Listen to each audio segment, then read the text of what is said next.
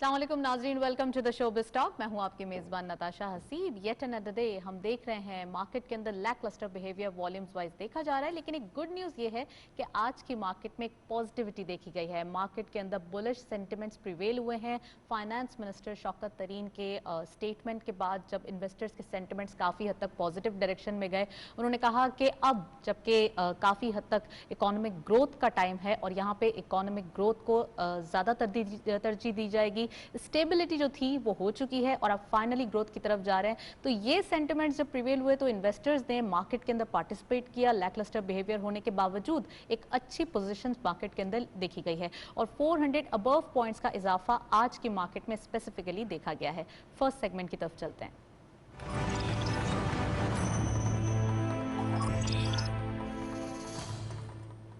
Let's have a look on daily highlights. आज की market की परफॉर्मेंस देखते चलते हैं। क्या रही परफॉर्मेंस मार्केट की? ओपन हुई मार्केट 44,076.20 के लेवल पर।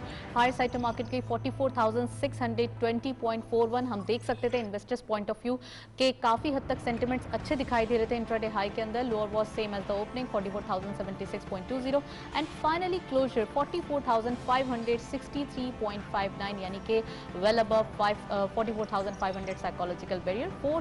487.39 का इजाफा आज की मार्केट में देखा गया। टर्नओवर में करंटली मार्केट ने 221.50 मिलियन शेयर्स ट्रेड किए हैं। कल के मुकाबले में डिक्लाइन देखा जाता है 16.93 मिलियन शेयर्स का। वैल्यू रही 10.08 बिलियन रुपीस।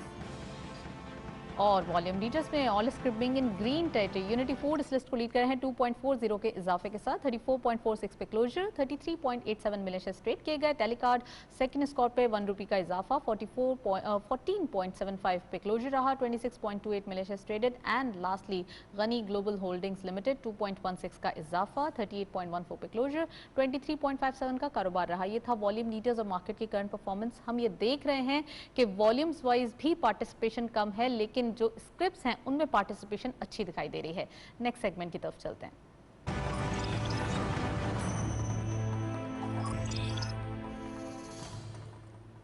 जी, आज के लिए हमने टॉपिक सिलेक्ट किया है फ्रूट्स एंड वेजिटेबल। इनकी एक्सपोर्ट्स कितनी है और इनकी ग्रोथ कितनी है पाकिस्तान के अंदर। आप ये रिपोर्ट देखें, फिर वापस आते हैं।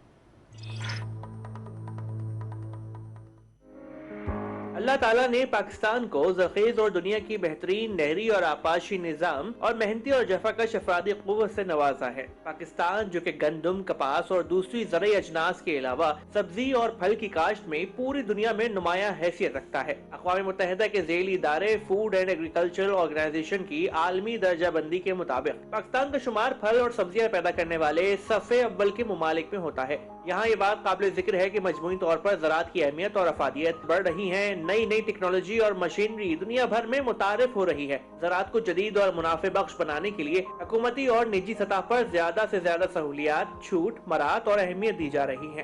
फल और सब्जियां विटामिन, मादनियात और फायदेमंद फाइटोकेमिकल्स का अच्छा जरिया है। वर्ल्ड हेल्थ ऑर्गेनाइजेशन की सिफारिश है कि हर बालिग रोजाना की बुनियाद पर कम से कम 400 ग्राम फल और सब्जियां खाए ताकि कैंसर, ज़ियाबतीस, दिल और मोटापे जैसी दायमी बीमारियों से बचा जा सके। पाकिस्तान फल और सब्जी के बरामदात से रिकॉर्ड आमदन हासिल करता है। कोरोना वायरस के आलमी बहरान में दुनिया भर की एक्सपोर्ट्स मुतासर हुई, मगर पाकिस्तान ने सिर्फ फल और सब्जियां बैरून मुल्क एक्सपोर्ट करके खासा ज़र मुबादला हासिल किया। एक्सपोर्टर्स के मुताबिक कोरोना वायरस के बहरान और लॉकडाउन की सूरत हाल में जब दुनिया भर की तिजारत जमूद का शिकार थी, ऐसे में इम्पोर्ट करने वाले ममालिक में पाकिस्तानी फलों और सब्जियों की बरवक्त डिलीवरी तकरीबन नामुमकिन थी। लेकिन एक्सपोर्टर्स ने इसी रुकावट को अपने मफाद में इस्तेमाल करते हुए एक्सपोर्ट को बढ़ाया और हकीकी पॉलिसियों को अपनाते हुए अपनी आमदन में इजाफा किया। फल और सब्जियां उगाने वाले किसानों और ताजरों की कोशिशों के अलावा विफाकी हुकूमत की इस मामले में खुसूसी काविशों की वजह से एक्सपोर्ट में इजाफा हुआ। कोरोना वायरस के आलमी बहरान की वजह से दुनिया भर में फलों और सब्जियों की मांग बढ़ गई है। पाकिस्तानी एक्सपोर्टर्स इस जरूरत को पूरा करने में पेश है और फल और सब्जियों की बैनुल-अक़वामी मांग को ट्रांसपोर्ट और लॉकडाउन की रुकावटों के बावजूद पूरा करने में मसरूफ़ अमल है। जहां दुनिया कोविड जैसे चैलेंज से निमट रही है, वहीं पाकिस्तान अपने चैलेंजेस होने के बावजूद अपनी इंडस्ट्रियलाइजेशन और अपनी एक्सपोर्ट और अपनी इकोनॉमिक ग्रोथ पे तवज्जो दे रहा है। तमाम चीज़ों पर बात करने के लिए स्टूडियो में हमारे साथ गेस्ट मौजूद हैं, उनको वेलकम करते हैं। हमारे साथ मौजूद हैं वहीद खान साहब, आप पैटर्न इन चीफ हैं और Pakistan fruit and vegetable importers, exporters and merchant association. अस्सलाम वालेकुम सर। जी वालेकुम सलाम। Welcome to the show. Thank you जी। सर, सबसे पहले ये बताइए, पाकिस्तान के अंदर फलों की बहुत ज़्यादा डिमांड है और फलों की हम कहेंगे एग्रो बेस्ड कंट्री है, फ्रूट्स, वेजिटेबल्स कितनी ज़्यादा एक्सपोर्ट होती हैं और इनका कितना वेटेज है पाकिस्तान की एक्सपोर्ट सेक्टर पे? देखें जी, पाकिस्तान की टोटल जो प्रोडक्शन है सब्ज़ी और फलों की, वो है 15 मिलियन मेट्रिक टन। और उसके अलावा जो एक्सपोर्ट्स हैं, एक्सपोर्ट्स की हमारी 2019 और 20 की वो 730 मिलियन डॉलर की, और पिछले साल हमने रिकॉर्ड इजाफा किया एक्सपोर्ट में 12.5%। राइट। और ये हम एक्सपोर्ट इसलिए बढ़ा रहे हैं क्योंकि हमने अपना इसके ऊपर काफ़ी वर्किंग की 2 साल, जिसमें हमने अपना कंप्लीट किया हॉर्टिकल्चर विजन 2030। तो वो हुकूमत उसके ऊपर जो है काम भी कर रही है, पॉलिसीज़ भी उसी पे बन रही है, और हमारे पास सामने रिजल्ट्स आना शुरू हो गए। तो ये आप देखें 2020 से शुरू हुआ, तो अब आपको एग्जांपल इधर दूँ रिज़ल्ट कैसे हमारे ग्रोथ पे जा रहे हैं। मैंगो की एक्सपोर्ट हमने जो पिछला सीज़न था रिकॉर्ड एक्सपोर्ट की अल्हम्दुलिल्लाह। हमने जो अनियंस जो सीज़न गुजरा रिकॉर्ड एक्सपोर्ट की है, और जो अभी किनू सीज़न गुजरा है उस पर भी हमने रिकॉर्ड एक्सपोर्ट की है। हर चीज़ हम रिकॉर्ड कायम कर रहे हैं 2020 से लेके 21 तक। और अब क्या होगा, अपने ही जो आने 21 का जाके 22 में रिकॉर्ड तोड़ेंगे। तो अब ये चीज़ें बड़ी अच्छे डायरेक्शन में चली गई। उसकी वजह मेन ये कि जो हमने मिनिस्ट्री ऑफ कॉमर्स को अपना जो विजन दिया और उस पर उन्होंने इम्प्लीमेंटेशन किया, इसलिए वो 10 साल का प्लान है जिसमें शॉर्ट टर्म, मीडियम और लॉन्ग टर्म, जिसके अंदर हमने कहा था कि हर प्रोडक्ट को हम फोकस करें। अभी हाल ही में हमारे जो 3 हफ्तों में जो मीटिंग हुई है, जिसमें हमने मिनिस्टर ऑफ कॉमर्स ने, जो मिनिस्ट्री ऑफ कॉमर्स ने जो बोर्ड बनाया है, अपना पोटैटो काउंसिल बनाई है, उसके बाद मैंगो काउंसिल, इसी तरीके से अनियन काउंसिल और कीनू आएगी, इसी तरीके से प्रोडक्ट फोकस हो जाएंगे। तो ये एक स्ट्रेटजी बनेगी। इसी तरीके में हमने ये जो मैंगो और पोटैटो की जो बन रही है चीज़ें, हमसे पूछा गया है कि 5 साल का प्लान दीजिए कि किस तरह हमारे ये प्रोडक्ट बढ़ सकते हैं। तो जाहिर बात है हॉर्टिकल्चर विजन जो हमने बनाया है वो तो एक all over fruit and vegetable तो बनाया है। अब हमने फोकसली जो आम और पोटैटो की जो रिपोर्ट है 5 साल की, पूरी जो फिजिबिलिटी, किस तरीके से हमने क्या काम करना है, मसले क्या है, उसके हल क्या है, वो हमने आलू और जो है आम के ऑलरेडी दे चुके हैं हुकूमत को। और इंशाल्लाह ताला मुझे उम्मीद है, मैं बड़ा पॉजिटिव हूँ इस हुकूमत से, इसलिए कि मैं देख रहा हूँ कि मेरे सेक्टर में ग्रोथ हो रही है, मेरे जो मसले आ रहे हैं वो जो है 48 आवर्स में मसले हल हो रहे हैं। तो मैं तो हर चीज़ में, इस चीज़ों में खुश हूँ कि हुकूमत लोग कह रहे हैं काम नहीं कर रहे। मैं कह रहा हूँ काम के तरीके होते हैं करने के, और काम निकालने के तरीके होते हैं। और इंशाल्लाह हमने ये काम एक जो जब से ये पिछले साल से, अगर हम जब से हुकूमत आई उनके साथ बड़े करीबली काम कर रहे हैं, और अब रिजल्ट आना उसका शुरू हो गए। हमने जो बातें की अब उसकी जो रिजल्ट आने लगे, इसलिए कि बातों से तो पेट नहीं भरता, मगर इम्प्लीमेंटेशन पे रिजल्ट हम भी खुश हैं, हमारा सेक्टर भी है। और बात ये कि हमारे फिजिकली होता हुआ भी दिखाई दे, खाली कागजों में काम ना जी हाँ, हम फिजिकल आ रही हैं, चीज़ें सामने आ रही हैं, ग्रोथ हो रही है। इनफैक्ट के आपको पता है पूरी दुनिया क्राइसिस में कोविड की वजह से, और अल्हम्दुलिल्लाह हम एक्सपोर्ट बढ़ा रहे हैं। हम चाह रहे हैं कि हम फॉरेन एक्सचेंज ज़्यादा से ज़्यादा लाएं। हमारे किनू में रिकॉर्ड एक्सपोर्ट हुआ। अनफॉर्चुनेटली एक्सपोर्टरों ने बड़े लॉसेस किए हैं, क्योंकि उसमें बात यह है कि एक तो जो हमारी जो करेंसी है डीवैल्यू हुई है। लाइक 168 पे हमने सीजन स्टार्ट किया था किनू का, फिर आहिस्ता आहिस्ता गिरते गिरते तो हमारी अप्रिशिएट हुई है, 153 के ऊपर आ रहे हैं। नहीं अप्रिशिएट हुई, मगर एक्सपोर्टरों की लॉसेस होते हैं। इसलिए कि मैंने जब फिक्स किया 168, फिर 167, 164, 160 के अंदर पूरे सीजन में, और फिर इसलिए कि जब मैं एक्सपोर्ट करता हूँ तो वो पैसे फौरी तौर पे नहीं आते, कहीं 2 महीने कहीं 3 महीने के बाद आते हैं। शॉर्ट टर्म में हमें लॉसेस हुए हैं, क्योंकि इसी तरीके से जब करेंसी डिवैल्यू होती है उसी तरीके से एक्सपोर्टर कमाया भी उसने पिछले साल। तो बात ये नहीं, बात लॉसेस तो हुए हैं हमारे सेक्टर को, बड़े ह्यूज लॉसेस हुए हैं। नहीं, मैं प्रॉफिट में नहीं कहूँगा, इसलिए कि इसमें कुछ मार्केटों ने भी साथ नहीं दिया, मगर हमने बड़ा एग्रेसिवली, देखें पूरी सप्लाई चेन ने कमाया सिवाय एक्सपोर्टर ने।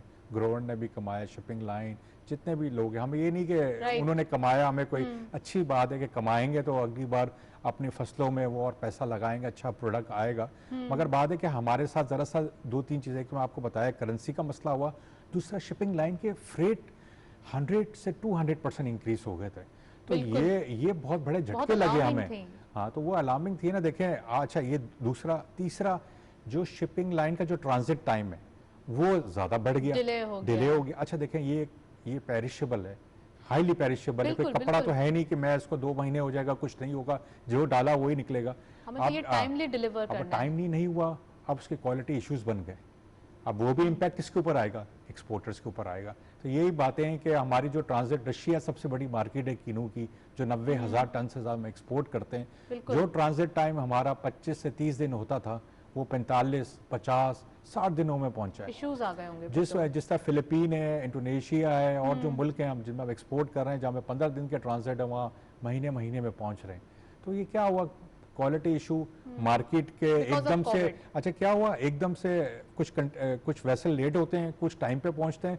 अब वो वेसल दोनों एक साथ पहुंच जाते हैं। क्या होता है, डिमांड एंड सप्लाई के ऊपर ही मार्केट चलती है। बिल्कुल। ड्रिवन तो उसी पे होती है ना, फ्रूट एंड वेजिटेबल की। क्या हुआ, वॉल्यूम ज़्यादा आ गए कंटेनर्स मार्केट में, फिर उसकी जो प्राइस हमें नहीं मिल सकी। तो ये सब फैक्टर्स हैं। तो इसलिए जो हमने आप समझते हैं कि अगर ये फैक्टर्स ना होते तो जो एक रिकॉर्ड हमारी पोजीशन रही है वो काफी हद तक कमाने के ऊपर भी एक्सपोर्ट हाँ, कमाने के ऊपर भी होती, मगर बात ये है कि मैं 3-4 आपको फैक्टर बताएं। बात ये कि हमने कीनू के ऊपर रिकॉर्ड भी कर दिया, सब कुछ कर दिया। अब हमें कीनू के प्रोडक्ट के अंदर रिसर्च एंड डेवलपमेंट करना है, न्यू वैरायटीज़ के ऊपर फोकस करना होगा। इसलिए कीनू की शेल्फ लाइफ कंप्लीट हो चुकी है। 50 से 60 साल कीनू को दरख्तों पे लगा हुआ है।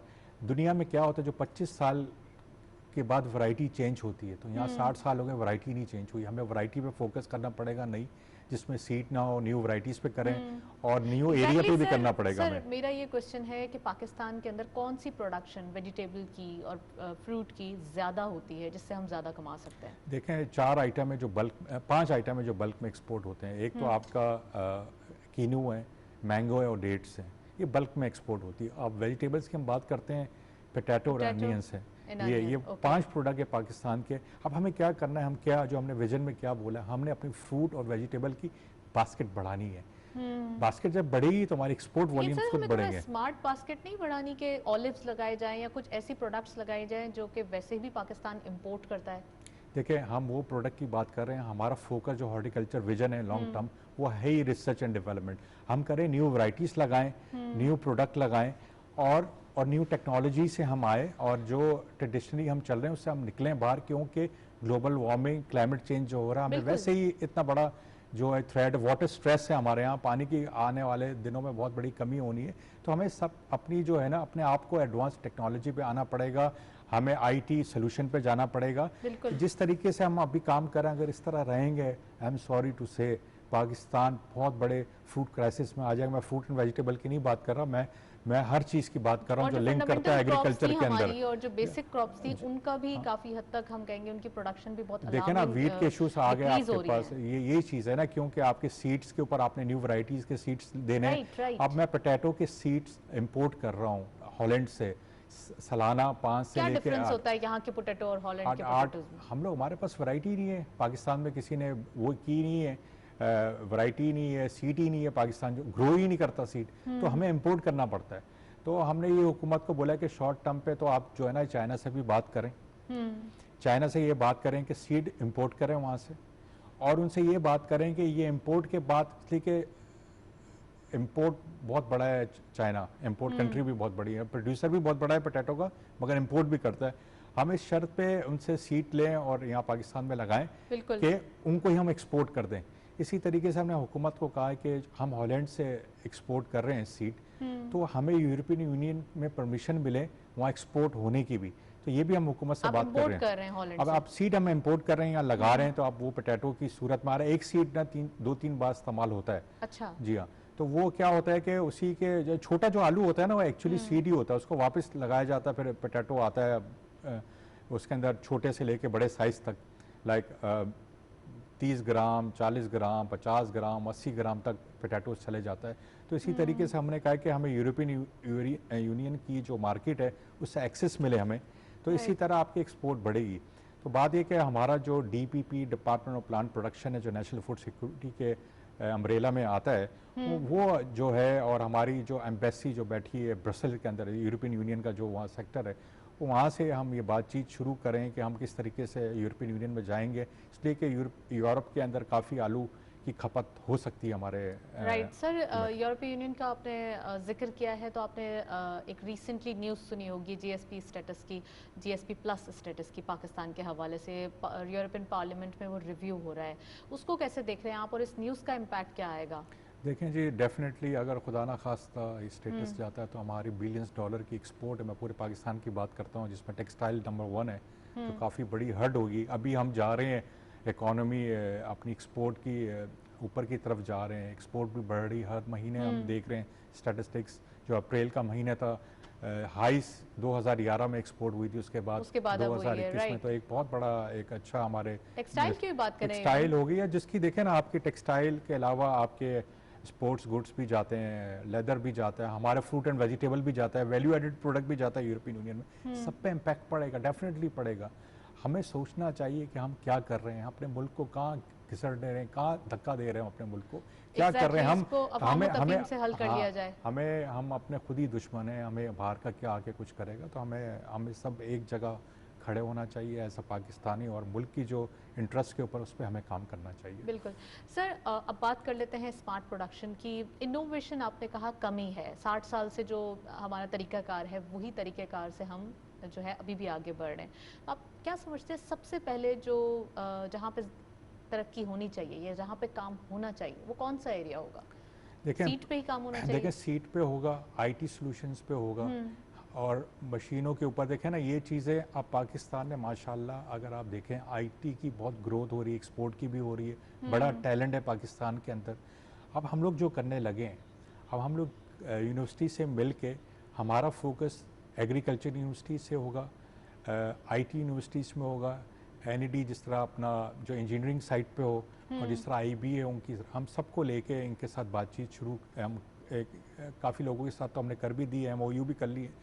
इसलिए कि जो रिसर्च की जाती है वो यूनिवर्सिटीज़ को दिया जाता है कि बिल्कुल, देखें, रिसर्च पे काम करने की ज़रूरत है। आज की अगर हम मार्केट की बात करें तो यहाँ भी पॉजिटिव सेंटिमेंट्स दिखाई दे रहे हैं, एक पॉजिटिव ग्रोथ दिखाई दी है, इन्वेस्टर्स पार्टिसिपेशन कम होने के बावजूद मार्केट ने परफॉर्म किया। इन तमाम चीज़ों पर बात करने के लिए ओवरकॉल हमारे साथ गेस्ट मौजूद हैं, उनको वेलकम करते हैं। हमारे साथ मौजूद हैं एहसन मेहनती साहब, कैपिटल मार्केट एक्सपर्ट। अस्सलाम वालेकुम sir, welcome to the show. वालेकुम, थैंक यू सर। सबसे पहले ये बताइए, आज फाइनली मार्केट के अंदर कुछ बुल रन हुआ है, कैसे देख रहे हैं इसको? देखिए, बिल्कुल अक्रॉस द बोर्ड जो है वो बाजी ले गई है। मार्केट जो है पॉजिटिव सेंटिमेंट के साथ जो है वो क्लोज की है, एंड आई थिंक कि उसका रीजन जो है नए फाइनेंस मिनिस्टर की तरफ से कंक्लूसिव जो कॉन्वर्जेशन है उसमें यह है कि वो IMF के जो प्रोग्राम है उसको जो है वो दोबारा से उस पर रिविजिट करेंगे, और वो कोशिश करेंगे कि पाकिस्तान का ग्रोथ रेट जो है 5% से जो है वो जायद हो जाए। तो आई थिंक कि जो इन्वेस्टर सेंटिमेंट है वो पॉजिटिव हो गया है। अब जो टैरिफ हाइक की बातें थी कि जो इंडस्ट्रियल सेक्टर पे लग जाता है, या फिर डिफरेंट टैक्सेस की बढ़ाने की बात थी आने वाले बजट के अंदर, आई थिंक कि उसको रिविजिट किया जाएगा और IMF से रीनेगोशिएट किया जाएगा। राइट एहसन साहब, जब रीनेगोशिएट किया जाएगा मामला, तो आप क्या समझते हैं जो पावर टैरिफ है वो कहाँ दिखाई देगा? देखिए, आई थिंक कि इस वक्त तो जो है जो IMF की कंडीशंस थी उसमें बहुत सारी जो है वो कंडीशंस में से टैरिफ को जो है वो इमिनेंट जो है 25 से 30% बढ़ाने की बातें थी। तो आई थिंक कि वो अभी नजर आ रहा है कि अगर रीनेगोशिएट होता है तो जाहिर है हम देख सकते हैं कि इसमें अफर्मेशन हो या स्टेबिलिटी आ जाए। फिर हमने जो बात देखी थी कि जो कॉर्पोरेट टैक्स रेट्स थे उनके बढ़ाने की बातें थी आने वाले बजट के अंदर भी, और कुछ इमीडिएट जो है वो एक्शन थे जिसमें कॉर्पोरेट सेक्टर के टैक्सेस जो है उनको जो है बढ़ा दिया जाता है। और आई थिंक कि ये जो कंडीशंस थी एक ग्रोथ रेट को जो है वो कम कर सकती थी। आई थिंक कि अगर रीनेगोशिएट हो जाती है, रीवर्किंग हो जाती है, जिस तरह से फाइनेंस मिनिस्टर साहब जो है वो प्रिडिक्ट कर रहे हैं, तो वो कैपिटल मार्केट उससे पहले स्पेकुलेशन बहुत ज्यादा कर गई है। इसके अलावा हमने देखा कि इंटरनेशनल ऑयल प्राइस के अंदर भी काफी ज्यादा बढ़ाव आया है, जिसके बाद ऑयल स्ट्रिप्स ने भी जो है मार्केट को काफी ज्यादा लीड किया है। राइट एहसन साहब, मैंने वहीद अहमद साहब आज हमारे गेस्ट हैं, मैंने उनसे भी यही क्वेश्चन किया कि यूरोपियन यूनियन का जो GSP प्लस स्टेटस है वो जब रिव्यू हो रहा है कितना इम्पैक्ट करेगा? रिसेंटली ये आई थिंक 2 दिन पहले की न्यूज़ है जिसका इम्पैक्ट बहुत ज़्यादा सिवियर मार्केट पे आ चुका है। अब आप क्या देख रहे हैं आने वाले दिनों में, क्या दिखाई दे रहा है कि इसका इम्पैक्ट कुछ पॉजिटिव आ सकता है, कोई इसमें कोई डिप्लोमेसी हो सकती है? देखें, आई थिंक कि काफी डिफिकल्ट होगा पाकिस्तान की इस रेजोल्यूशन में और पाकिस्तान के अगेंस्ट में जाना, लेकिन जाहिर है इसका इम्पैक्ट जो है वो हम देख रहे हैं $3 बिलियन तक एक्सपोर्ट्स की नेगेटिविटी हो सकती है, और आई थिंक कि इसकी वजह से कल प्रेशर भी देखा गया।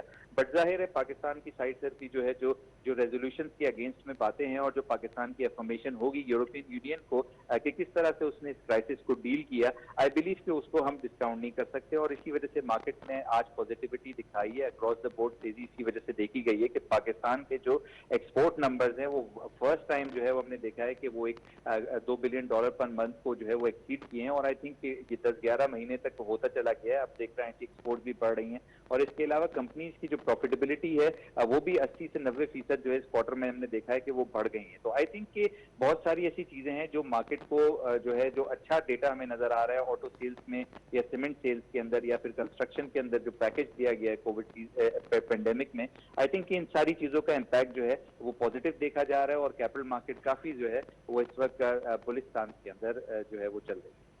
Right, thank you so much Ehsan Mehanti साहब, आप हमारे साथ मौजूद है। काफ़ी डिटेल एनालिसिस हम देख रहे हैं, एक्सपोर्ट्स के नंबर्स भी इंक्रीज हो रहे हैं और जीएसपी प्लस स्टेटस की रिव्यू जो हो रहा है उसके ऊपर पाकिस्तान का स्टैंस भी मजबूत है, जिसका इम्पैक्ट हम आज की मार्केट में देख चुके हैं। वहीद अहमद साहब हमारे साथ मौजूद हैं, उनसे मजीद बात करेंगे। सर, एक्सपोर्ट की बात हो रही है, एक्सपोर्ट के नंबर्स इंक्रीज हो रहे हैं, तो होपफुली कोई न्यू प्लान्स जो जैसे कि आपने कहा हॉर्टिकल्चर के 10 ईयर्स प्लान्स आपने बनाए हुए हैं और 2030 तक का प्लान मौजूद है, तो उसमें कुछ इनोवेशन की बात की गई है, इनोवेशन सीड के पॉइंट ऑफ व्यू से?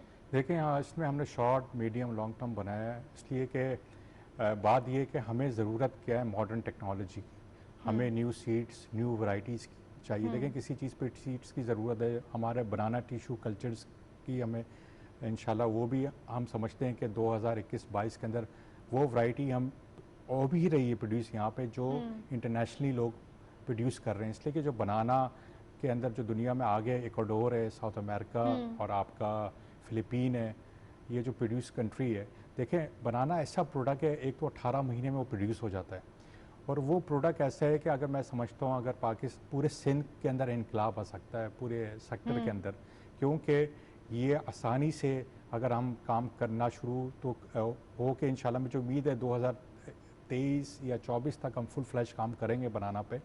इसके अंदर कम से कम $1 अरब तक सिर्फ बनाना पे हम जा सकते हैं।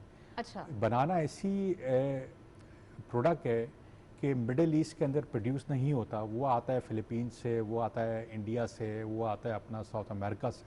पाकिस्तान आपका नेबर कंट्री है, मतलब के नेबर के आपके ट्रांजिट टाइम कम है, एक्सेस इजी है। आपकी CIS कंट्री रशिया तक सब साउथ अमेरिका से जो है बनाना आता है, तो आपको इतनी बड़ी मार्केट मिलेगी। आपकी neighbour country Iran 400 million. Local demand भी बहुत ज़्यादा है।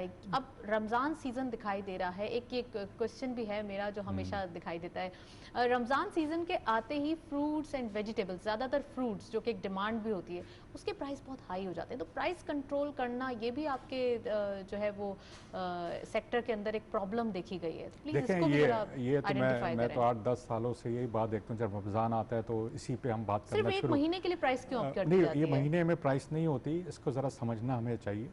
बात ये है कि केले का एग्जांपल मैं आपको दे दूँ, केले का एग्जांपल आपको ये दूँ, 80% तो प्रोडक्शन, मतलब कि अभी जो है ना ऑफ सीजन है बनाना, टोटल प्रोडक्शन 20% आ रहा है हमारे पास।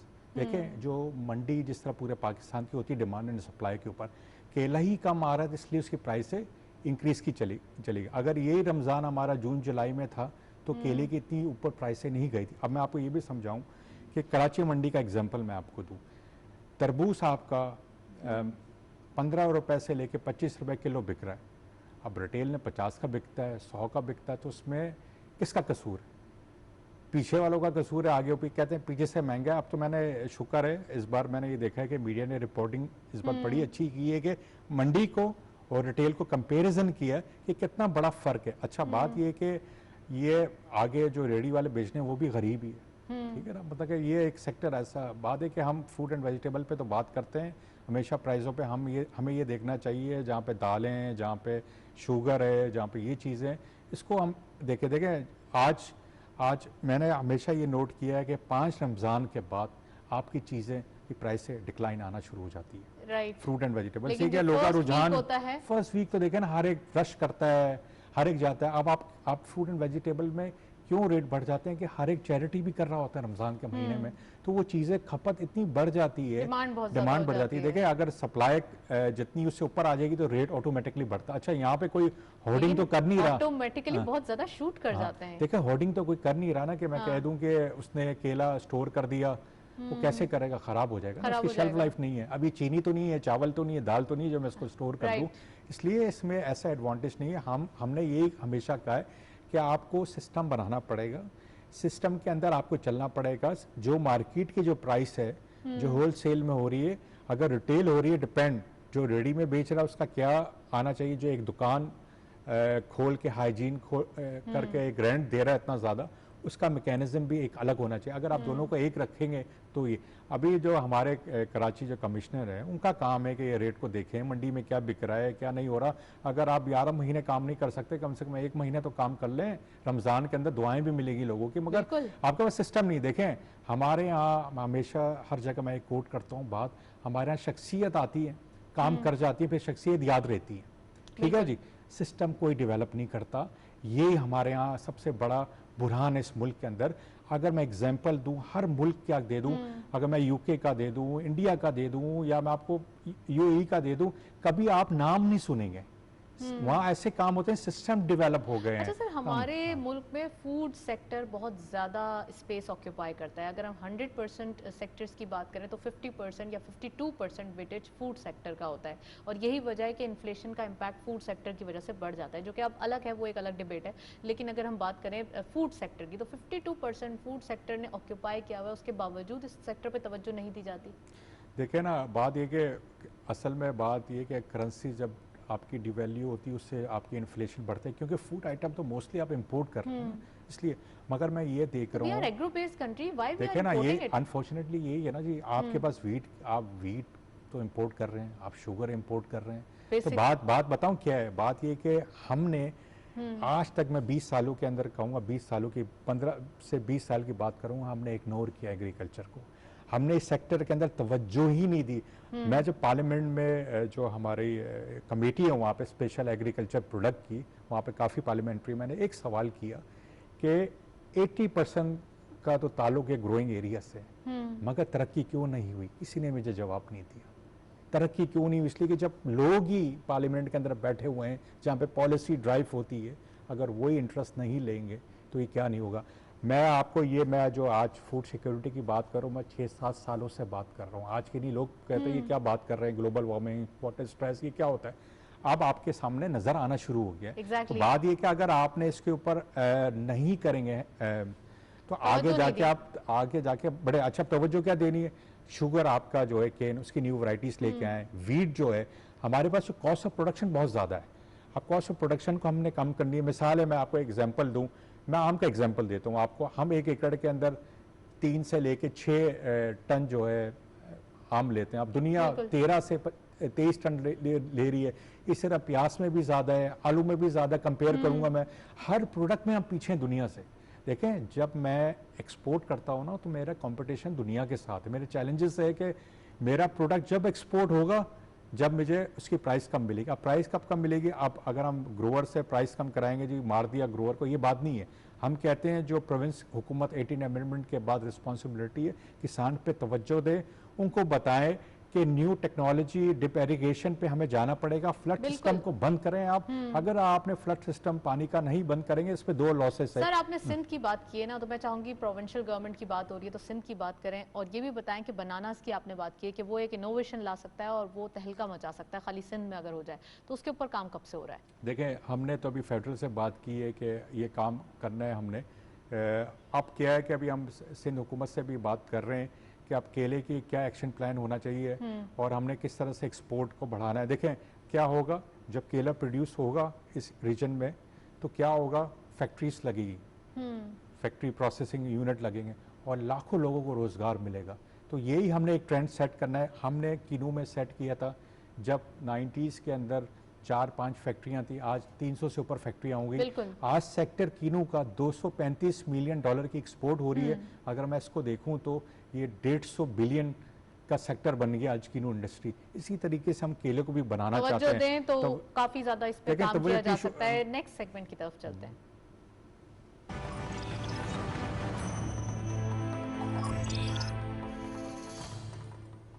जी, कमोडिटीज और फॉरेक्स के लेटेस्ट अपडेट आज की मार्केट में देखते चलते हैं। गोल्ड की पर तोला प्राइस 1,04,400 रुपीज़, गोल्ड पर 10 ग्राम 89,510 रुपीज़, इंटरनेशनल गोल्ड रेट पर नाउ $1,783.06, ऑयल WTI पर बैरल $65.68, ऑयल ब्रेंट क्रूड पर बैरल $68.88। करेंसीज में सबसे पहले यूरो बाइंग रही 182 rupees, selling was 184। UK pound buying रही 209.50, selling was 212.50। US dollar buying रही 152.90, selling was 153.90। Chinese Yon buying रही 23.50, selling was 23.65। Saudi Riyal buying at 40.50, selling was 41 rupees. UAE Dirham buying at 41.50, selling was 42 rupees.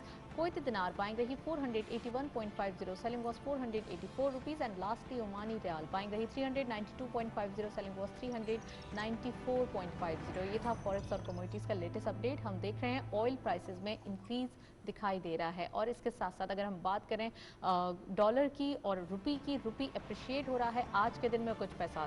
That's all. Programme को wind up करेंगे। वहीद अहमद साहब, आपका बहुत बहुत शुक्रिया, आपने प्रोग्राम में पार्टिसिपेट किया। आज हमने वेजिटेबल्स एंड फ्रूट्स की एक्सपोर्ट और उनकी इनोवेशन के बारे में डिटेल डिस्कशन की कि पाकिस्तान के अंदर क्या क्या चीज़ें हैं जिन पर काम होना बाकी है फ्रूट और वेजिटेबल पॉइंट ऑफ व्यू से। That's all. हमारा ईमेल एड्रेस नोट कर लें, विच इज़ biztalk@ptv.com.pk। आपके फीडबैक का इंतजार रहेगा। प्रोग्राम देखने का शुक्रिया। अल्लाह हाफिज़।